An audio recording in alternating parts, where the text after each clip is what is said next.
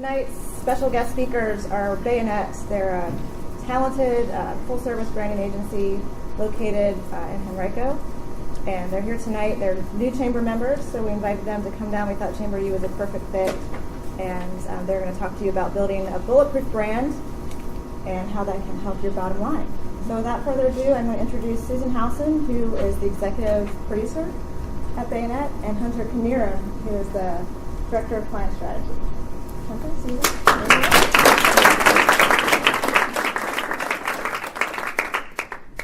So, thank you very much for having us out this afternoon. First, I just want to say I don't do this a lot, so I apologize if I stumble. And the second part of this is I just got back from Vegas, which is probably going to make this way worse. So my apologies up front. My name is Hunter Kaniran. This is Susan Howson. We're the co-owners of BAYONET. We're a strategic branding agency located all the way out in Glen Allen. And a lot of times when we talk to people about what we do, they assume that we design the cute little logos that people put on their buildings and in their advertising. And in a way, that's true. We do that. We do a lot of brand identity work from a visual standpoint. But when we engage with clients and we think about their brand, we like to look much deeper than that. We like to start with the personality of the business, with the essence of the business, and then kind of spread that out over how they talk to their consumers, how they talk to their internal audiences. We really try to build the brand from the inside of the business and work its way out into the community, so that we're being true to the brand and to the business overall. So do we do logos? Sure, we absolutely design logos, but we do a lot more than that.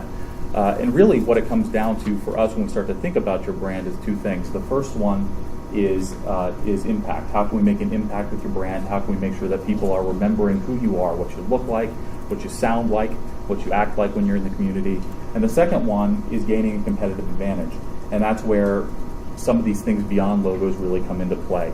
How is your brand creating some points of differentiation that you can own in your marketplace? How is it going to adjust with consumers over time as they evolve? Is it flexible enough to do that? What's your messaging look like? What's it sound like? How are you saying things differently than other brands in the market are saying them? And that's really where we wanted to focus today, rather than trying to get into branding as a whole, is the idea of brand voice and how you can create a strong brand through voice to support your overall identity, and how you can use that as a point of differentiation as well. And Susan is our copy guru and is going to kind of focus on that brand voice and how you develop a strong brand voice guide over time. I have two warnings about me. Number one, I have a terrible cold, so I'm going to try and project as much as possible, but know that this is not my normal personal brand voice. My normal voice is like a beautiful, melodious harp that would just entrance you. So it's kind of good, because otherwise you would just get too distracted. Secondly, when I was practicing this today, Hunter asked me if I did theater in high school, and with a raised eyebrow. So I was basically called a theater kid when I was practicing this today. So I guess it's kind of corny or something. So yeah, brand voice. It's a super simple concept in this day and age. We're really used to huge national brands like Target and Starbucks, who become experts in setting themselves up, carbon copies of themselves all across America, and in across the world, I imagine. And we've come to expect everything these brands to do to have a certain unique and feel in every aspect of their brand.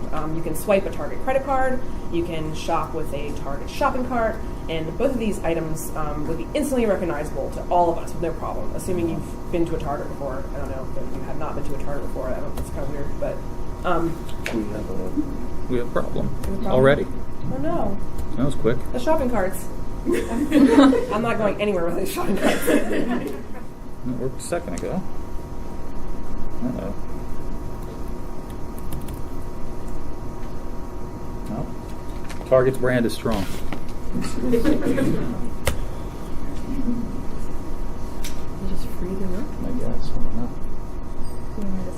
There we go. I'll just do it this way. Okay. Okay. The Target red isn't just any red. It's the Target red. The Target bullseye logo is not just any bullseye. It's the Target bullseye. But what's just as carefully crafted and just as familiar to us, although we do not think too much about it, is the Target voice. If you were walking through a Target with your red Target cart, cruising by the $1 section, and thinking about whether or not you want to browse through the clothing on your way to HomeGoods, even the whole journey through the store is great. It's always the same. you saw a sign by swimwear that said something like this, you bring your red shopping cart to a screeching halt, because this is not right. Like, it's just not Target. Does that scream not Target to anyone else but me? Yeah. Do you have any ideas for why it might not sound like Target? What about it jumps out at you? Yeah, they're not so. Target's just not frantic and enthusiastic like this. Target's more understatement. Yeah, they're calmer. They're fun. They're not spastic. They're a little bit more subtle. They like wordplay when they can do it. It helps them seem a little notch over retailers like Walmart, who just have a little different tone. You probably would expect that swimwear sign to look something more like this, right? A little bit more like that. Yeah, I wrote that. So if you want to tell Target, that's clever. It's concise. You know, it makes you think just a little bit, and it jives with every other aspect of Target that you're used to. So why should you be concerned with creating a strong brand voice? No matter what your company does, I'm guessing that you want your customer experience to be both pleasant and memorable. You probably want them to be repeat customers, and you also probably want them to recommend you to their friends. So with so many options competing for all your customers' attention, it's more important than ever to fulfill an essential role in your customer's life. That particular role depends on what kind of service or product you sell. You can speak to them as an expert, you can speak to them as a friend, you can speak to them as a caregiver, you can speak to them as an entertainer, whatever fits your brand best. But if you don't stick to the brand voice, your customers could become confused or alienated or even enraged. They're probably not going to be enraged, but I just think the stock photography is really funny. So I just like to put it in there. Okay, I'm going to give you your 5 very easy, very basic steps to follow. This is very high level. Of course, if you want to do a very in-depth thing, we certainly recommend hiring professionals like ourselves or other people, but mostly ourselves. The first exercise is kind of weird, and it's not something that you will find in a branding textbook, not anyone that I've read, but it's fun and it's helpful, and we're going to do it together. I want you to imagine that some sort of fairy godmother sprinkled some magic dust onto your company and turned it into a person. Not just any person, like a famous person. So think about what the personality of your company would be. Are you like a warm, welcoming gal pal? Or are you very youthful but elegant? Or are you clever and like a little bit sexy? Or are you just like a tiny bit crazy? So take a few minutes and talk to the person next to you. We'll leave old Tom up on the screen and to inspire you. And talk to each other a little bit, just a couple minutes, about what your brands might be. And the reason I want you to talk to each other because you might be able to help each other come up with that person. And then I'm going to ask some people. So.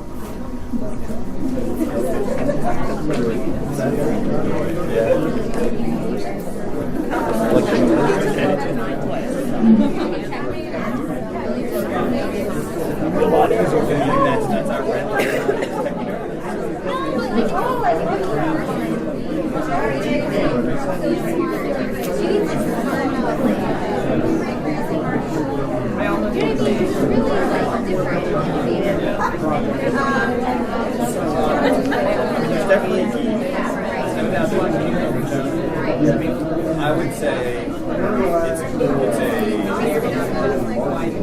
middle-aged retailer.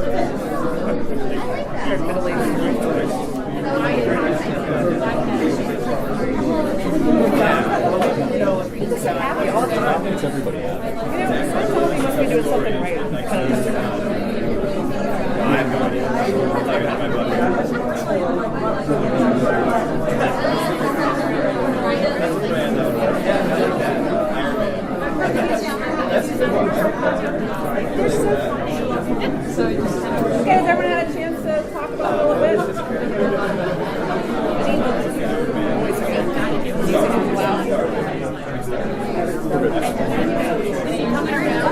All right. Time's up. All right, I'm going to pick on some people, and I'm going to start with Helen because I know her and she's in the front row. Helen, what did you come up with? I didn't. You didn't? We were talking. But I would say that ours is, gosh, come back to me. I'm not sure. But thanks for picking on me. I'm going to pick on Greg because I heard you say something really cool, and I was hoping you will repeat it. We were deciding on the one for Oh, for Helen? Right? Came up with Tim Allen for you guys. Tim Allen's, yeah. Tim Allen, that's a Helen, good one. and C-Logics, which is a company that they're actually one of our clients, and they do a lot with home stuff. But anyway, Tim Allen's yeah. So for us, we do digital presentations. Bart and Sharisha here came up with Tony Stark would be our ideal voice. You know, kind of tech, kind of cool, gets A little bit sexy, right? Sexy, a little bit Yeah. crazy. A little bit Yeah. crazy. Okay, so we did a lot of soul searching at Bayonet, and when I say soul searching, I do not mean Googling attractive people for fun, but we decided that we want our brand to be this guy. Not that guy. This guy. Oh, yeah. Ryan Gosling, right? Am I right? Hush falls over the crowd. Okay, sometimes it's easier to think of a person who embodies the personality of your brand than it is to actually describe what that personality is. So we say, find the person first, and that'll help you put the rest of it into words. Ryan Gosling is a strong, silent type, and everything he does is deliberate and cool and extremely effective. Of course, he's Google-worthy attractive also, which we want our company's product to be. Much of our brand is design-oriented, so we're also very careful with our word choice, as Gosling is. He doesn't say a whole lot, but when he does say it, you listen. We want our brand to be this dude. But it's an important distinction to make that you don't have to be this dude. I mean, I don't have a silent, strong type bone in my body, obviously, but I'm just representing my company's brand tonight. I'm not being my brand. So when you're representing the brand, you can put some of yourself in it, but your brand itself should exist kind of as a separate person. One thing to note is that the celebrity game is something you want to keep as internal as possible, because you don't want to get hit with a lawsuit from some celebrity who thinks that you're trying to make them their spokesperson without their consent. That would be really terrible. The next step, and probably the most important one, is to identify your customer and speak their language. All right, imagine you're a multimillionaire. Don't imagine it so vividly that you like get out your wallet and like throw bills in the air or whatever. But imagine you have more money than you know what to do with. Would you step in your limousine and pour yourself a glass of champagne and like kick back on the leather seats and ask your driver to take you to the Galleria of Jewelry? You probably would not. Like, no way, man. You are rich. You are gonna snap those fingers and show them all your rings and ask your driver to hightail it to Tiffany's. That's all right with Jared's, though. They're not trying to get rich people like you into their store. You know, their customers have less money than you. They probably only buy jewels for special occasions, and only if they've seen an ad for it on TV. Their customers are okay with visiting a jeweler that's, planted in the parking lot of a strip mall. That's what they speak to. They leave the rest of you, us, Richie Riches, to the big boys.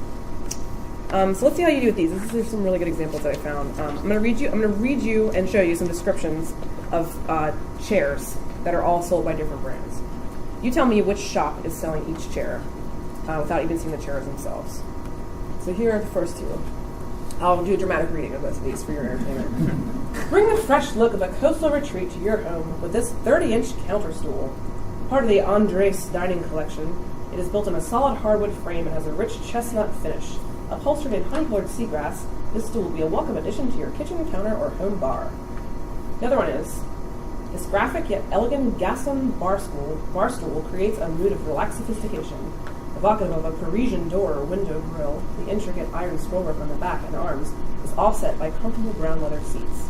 This is kind of a tough one, but one of these is Target and one of these is Ethan Allen. Anybody have any ideas which one? Ethan Allen on the left? What do you think so? It just sounded like it was Anybody else have any thoughts? He said seagrass. Seagrass?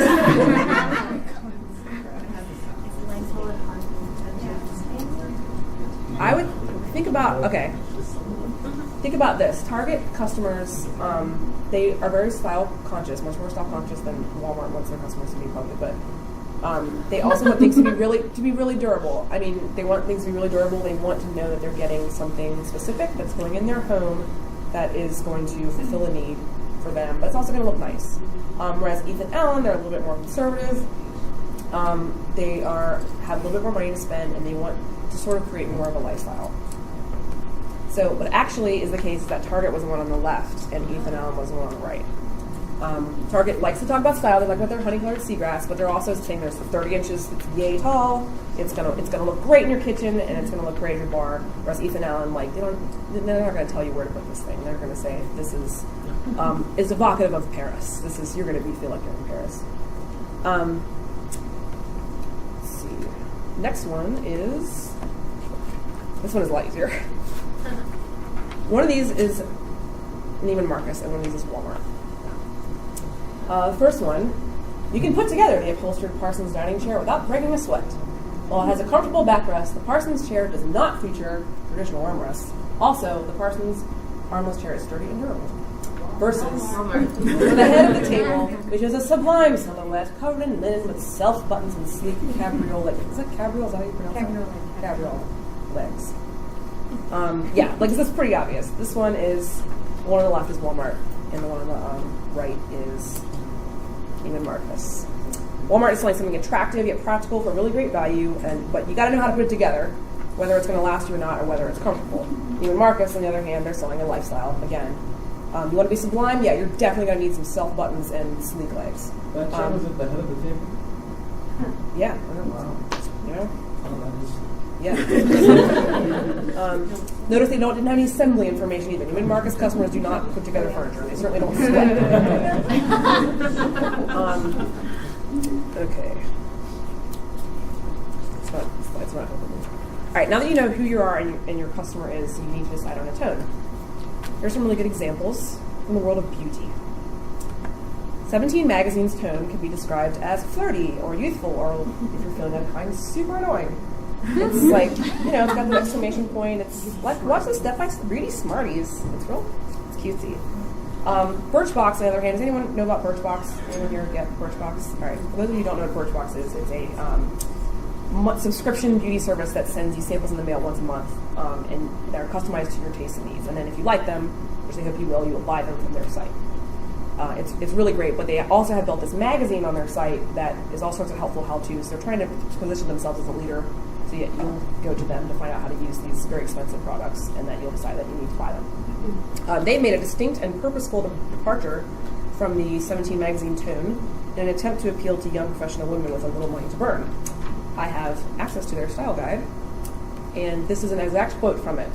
They are totally aware of the exclamation point problem. In their style guide, they say this: try to limit their use and make it sound a bit like teeny boppers. They know what they're doing. There's nothing wrong with being a teeny bopper. It's just not their customer.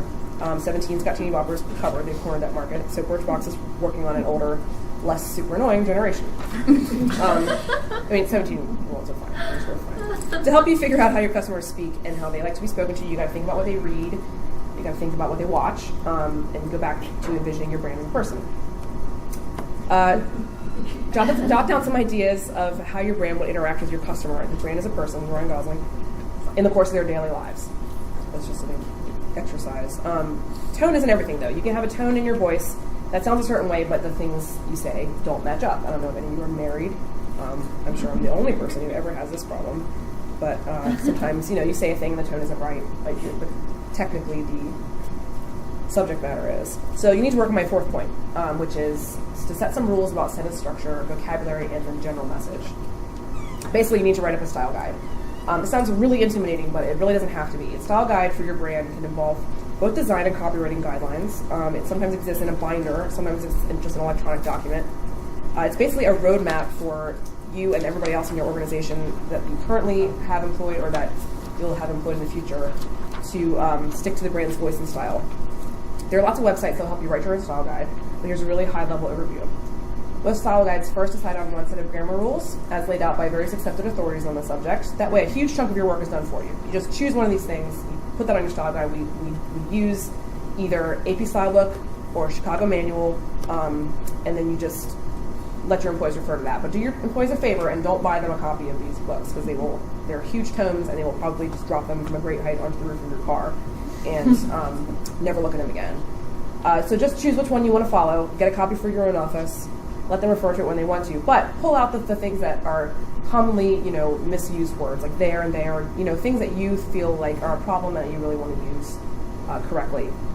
Some people, there's different stylistic choices that are both technically correct that you can decide you want to use, like ampersands for and or that kind of thing. Do you use a serial comma? Anyone know what a serial comma is? Okay, everyone knows what a serial comma is. Do you use ampersands? Do you use contractions? That kind of thing. Just decide which works best for your company's tone, and put those in your style guide at the top. Next, you want to think about the way you structure your sentences, which sounds like a not important thing, but it's actually hugely important. Sentences and how you structure them say a lot about your brand. For a brand like Le Méridien Hotels, which is owned by Starwood, it says lots of things about their brand. This is a screenshot from their style guide. This is pretty typical for every Starwood brand. They have 9 brands. And they always have something in there about voice. It's like they have a lot in there about voice, but this is always in there about correct and incorrect and yes and no. You'll see there they want their writers they don't want their writers to speak in commands. They want their guests to feel like they're in control, like they're on a sophisticated adventure. Le Meridian is very like cosmopolitan and international, and it's like for the young artsy set. They can choose their own way to live. So they don't want them to say, open your eyes or discover a new way. They want to say your eyes are wide open and a new way of seeing things and it's your discovery. If you're a copywriter, you just talk in voices a lot. It's weird. I don't know. I've never met any other one that doesn't do it. But Starwood has 9 brands. They spent millions of dollars researching the kind of people that they're trying to reach out to and the kind of ways that they want to be spoken to. They have 9 different brands there. Actually, I forgot to put this in. Sorry, I have to go to the next one. Sorry. They have 9 different brands. They're all about different things. Weston is about wellness. Aloft is about being young and fun, and so on. So their style guides direct them accordingly. The Aloft style guide, this is from the Aloft style guide. They have a whole different thing. They're all about command. They're going to command all over the place. They want their things to be action. They want them to sound a certain way. So they don't want you to say like drink our signature cocktail. They want to say gulp our signature cocktail, or like don't go to the coffee shop. Zoom over to the coffee shop. They're very into zooming and gulping and lots of onomatopoeia. No eating. You see, they say munch, crunch, or bite. I'm not making this up. This is real. Like munch, crunch, or bite. They're all about that. So keeping these things consistent can seem like nitpicking. If you're getting to this level of detail, but it's actually just a small amount of upfront work that will give you something you can pass along to everyone else in your organization. And if you hold them to it, you'll have wonderfully consistent language in no time. The keyword there is consistent. A brand voice is not a brand voice if it just happens once in a while. It's more like a brand hiccup, or like your brand is doing an impression of someone just for a second. So in order to establish an actual brand voice, you're going to have to make absolutely sure that it comes across every single place you interact with your clients. Your website, Twitter, Facebook, business cards, tagline, any email your company sends, anything. I'm not really talking about huge PR accidents. I don't know if you're familiar with the KitchenAid disaster of last November. It was during the elections.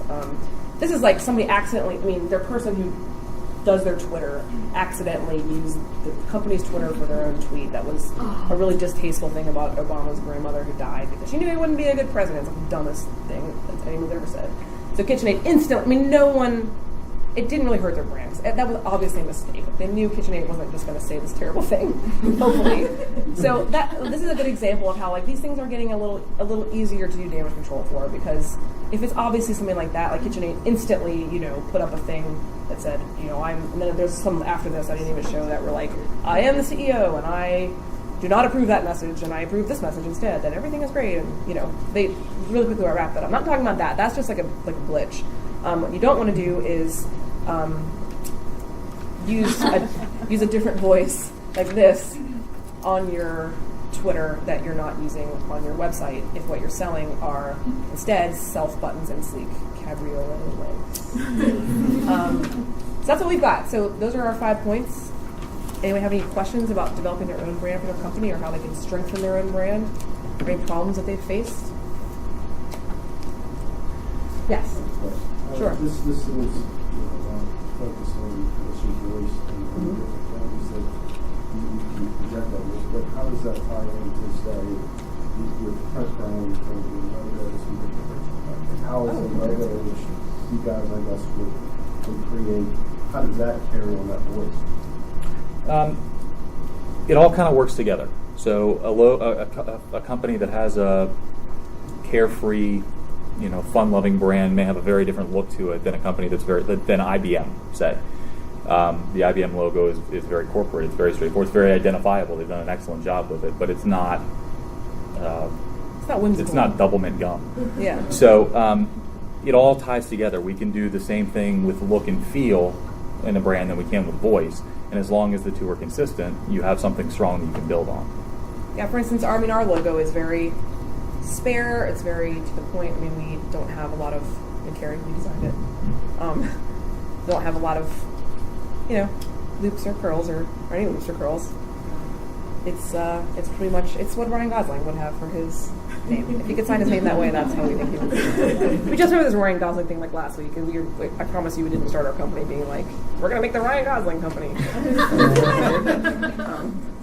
that answer your question, or? Yeah, okay. Anybody else? Yes, Christina.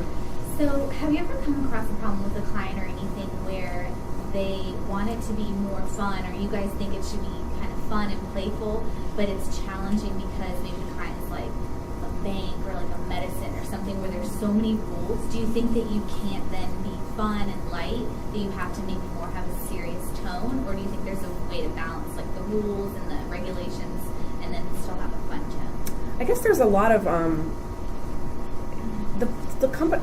In my experience, the companies with all the rules and regulations don't always want to have a super fun tone. Mm-hmm. But that certainly is the case. I mean, sometimes you just have to have a lot of fine print. But yeah, I mean, we wrote a video for Altria, was like an internal thing a few years ago about cigarette smuggling, and that was a lot of legal stuff. We had to go through reams and reams of just like laws in all these different cities that they were putting in. It took forever.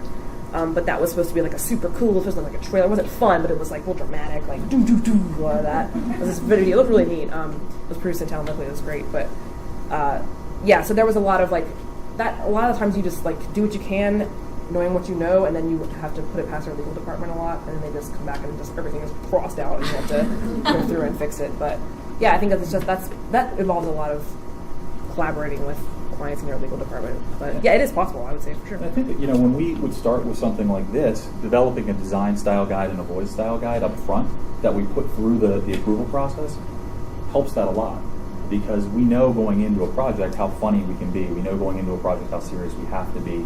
We know going into a project what their brand looks like and feels like, and they've already approved it. It's already gone through those processes. So if we're going to stray from that, then things become a lot more difficult, and we need to make sure that we're still in line with what they're trying to do, what the long-term goals are for how they promote themselves, how they talk about themselves. So. How do you recommend enforcing your style guide internally? So let's say you come out with a style guide and you do it really well, but then your employees don't buy into that. Well, we use a series of electric shocks in our. I don't know if that is interesting. It's kind of expensive to set up, but we just made the investment. But I think it's just you have to. I don't know. I mean, how do you enforce anything? Well, I think part of it is hiring the right employees. Yeah. You want employees that reflect your brand. They are a reflection of your brand as they're out in the community and as they're in the office. But the more you can involve them in that process and understanding why your style guide, why your brand is the way it is, hopefully you have employees who buy into that and who can take that out with them. And we've done brand relaunches with companies who've had very established brands in the past. And I've personally found the more ways you can get your employees, your team on board with what you're doing up front, the easier it is on the back end to reinforce.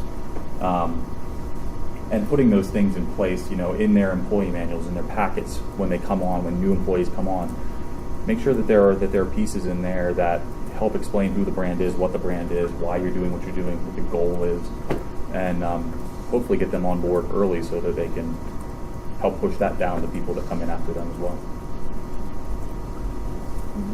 Yeah, you.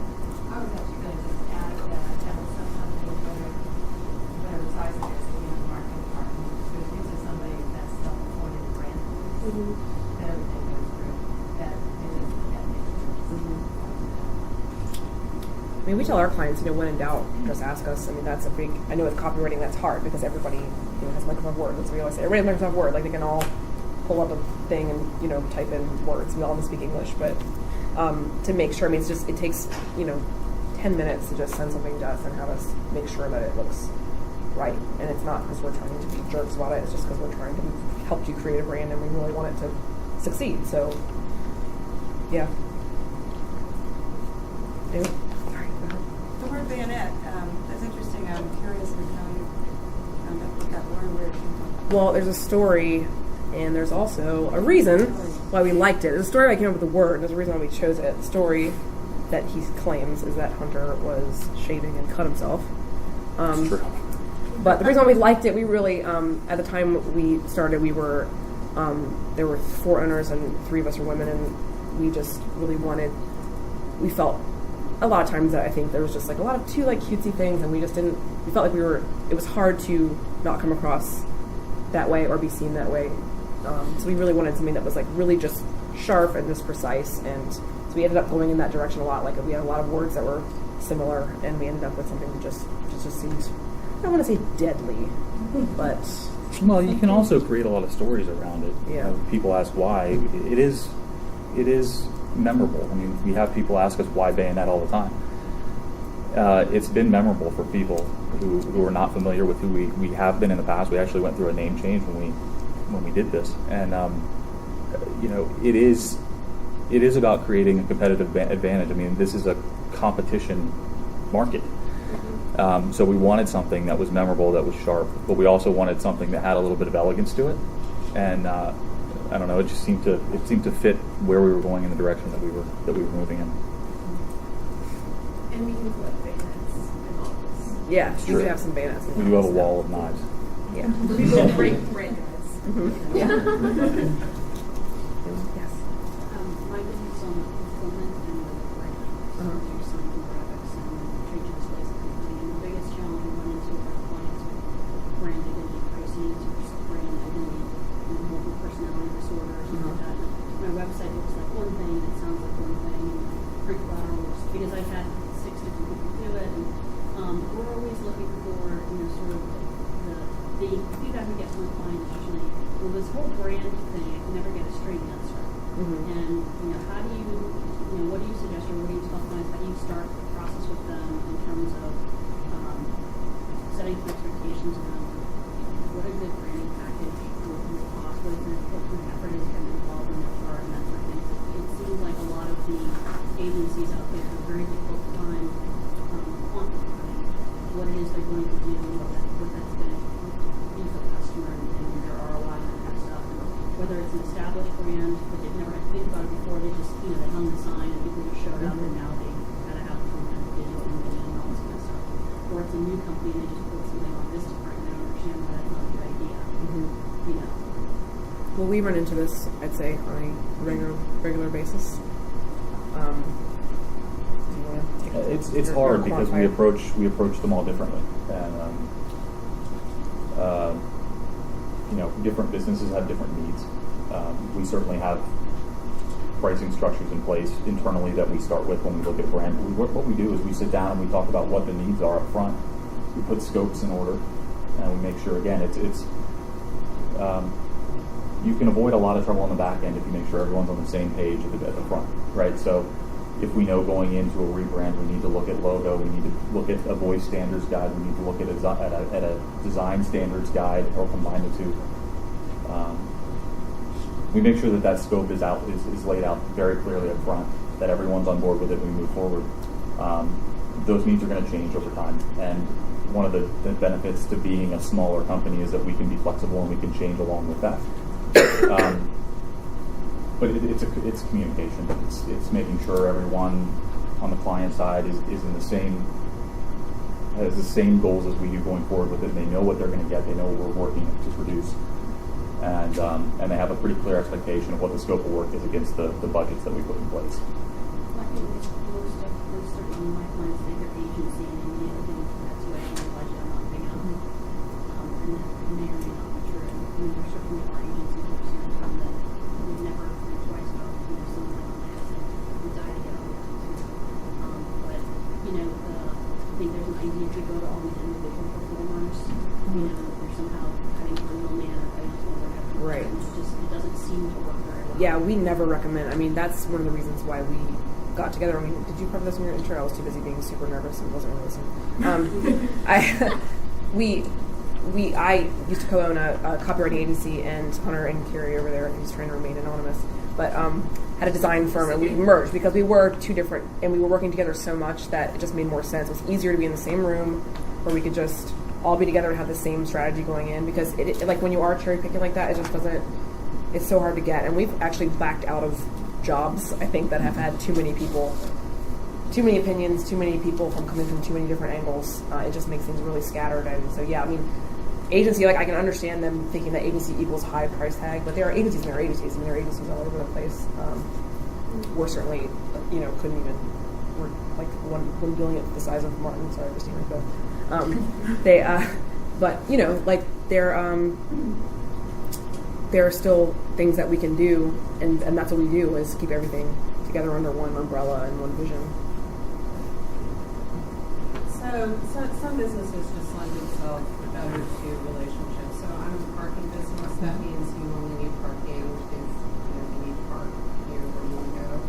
So what we found is that marketing in the traditional sense it's hard to apply some of the marketing type things. So one of the questions I have for you guys is, in building a case for a business where the brand has been relationships that the owners, the principals bring to the table, do you have any examples of where you've helped to transition a business from a relationship-based model to more of an externally focused brand? Because I will say in parking, if the geography isn't there, it's hard to get your consumer to choose to walk 3 extra blocks. Right. If you're not free and you're not nearby, you're just not going to make the effort. But we see benefits in having people recognize us more, but it just always is the stumper of the question for marketers. So I wanted to throw it at you guys and see if do you have clients like that, where they've shifted the relationship to more of a brand focus, and where it's kind of niche marketing. It's not the same type of marketing. It's not general. I would say Insight is a pretty good example. Yeah. He was really, we just worked with the landscaping company. They're not even, I wouldn't even call them landscapers, they're like landscape architects. They have a really high-end customers, like super high-end, and they were basically completely word of mouth. They didn't even have a website. They did. It was really so bad that they took it down. And, they had a logo, but not much else. And they, he really was like, we just are Richie Rich customers talk to other Richie Rich customers, and that's how we do it. And they meet him, and they would see that he's like a good guy and is very educated and knows what he's doing, and but he really he just noticed that everybody else was coming up with these more general websites and wanted to have some sort of external facing thing. And so that was actually a really good example of the brand voice thing too, was that he's a very like social dear guy. So he has several employees, but it all comes down to him. And but he's like my customers don't speak like I speak. Like they want to be spoken to in a different way than I speak. So we really had to work with him to get his message out in a more like elegant way that would speak to his customers, not necessarily. I mean, as soon as they get in a room with him, they're sold because he's great. But getting to him, he said more and more people are Googling now, and they didn't used to be. They're coming to the internet in ways that people didn't even 5 years ago for things like landscape architects. I don't know if that answers your question, but that's. I mean, I've seen a lot of that as far in the copywriting portion of things, where people just used to just be just themselves, and now they just want some way to sort of tighten it up and have a way to show people who are searching for them if they're not going to them directly. Anyone else? Yes. Do you typically find that even within the agency, when you guys are working on accounts, that it ends up being kind of one person who spearheads the voice for the brand and then everything else kind of falls into that? Or is it more of a collaborative? Because I find in my company, I might have one field in my newsletter, but the guy who's writing the website has something else going on. Yeah, we for copy, we always have one person will probably sort of come up with the tone and with everyone else's feedback and collaboration. But what we'll do for copy is have whoever that person is, this is me or our copywriter, but look over it and make sure that if she gives something to me to work on because she needs help, she'll make sure that it fits this tone. But she'll also like lay down what she thinks that tone should be. And copywriters, I've gotten so good that I don't even feel like I have my own tone anymore. Like at going back and forth between these tones, that it's if you can get someone to lay it out really well with a style guide, then it's pretty easy to follow, especially if you have examples of what you want it to look like or sound like. Makes sense. Else? John, you kept raising your hand. feel like part of my question's already been asked and answered, but it's that I think it's that whole issue that brands struggle with all the time, which is that disconnect. Mm-hmm. And so, what do you guys do when you have a client who is whose inner celebrity soulmate is different or feels very different from what their customers perceive their celebrity soulmate to be? So, where there's a disconnect between an organization's perceived brand and the brand that their consumers are coming in with. Does that make sense? Yeah. And so how do you have that conversation to I say, see that's probably the hardest. look, let's look in the mirror, and you really aren't Ryan Gosling as much as you may want to be. Your clients, your customers see something, see more pie when they walk in. Did you go to my How to Deal with Difficult People presentation? No, because there's a lot of that part in there. But, Yeah. So how do you help a client see themselves differently, right? So when their inner celebrity doesn't really line up with what you're seeing as brand experts, and you have to have that hard conversation. That you're really not beautiful, darling, or you're differently beautiful. Does that make sense? Maybe you guys. Yeah, that's a hard conversation to have, and the way, I mean, the ideal is that you can pull it out of them. You can get them to come around to it. We've got some brand kind of discovery exercises that we put together and work with clients who either didn't really know where they were going and needed help figuring out, or we were starting from a place that was kind of a yucky place to be, and we had to move it in a different direction. And I mean, ideally, by asking the right questions and getting them to really kind of look at themselves in a different way, you can kind of get them to pull it out of themselves. Otherwise, I don't know that they'll ever really believe it. Yeah, I mean, there's always, I can think of a couple that have are just sticking their heels in the mud and just sticking to it. And those, I mean, at a certain point, we just say, okay, that's what you want, that's what you're going to get, and there's not a whole lot you can do about it. And then hopefully they flourish, but sometimes they do not. But yeah, I mean, especially in an agency like ours, we have to do a lot of research and discovery, and we try to present them to them as best we can, instead of I try to use if not but and, what if we tried this. So I think it's just a lot of diplomacy and helping them see, especially if we can talk about numbers, things in numbers, they like to see that.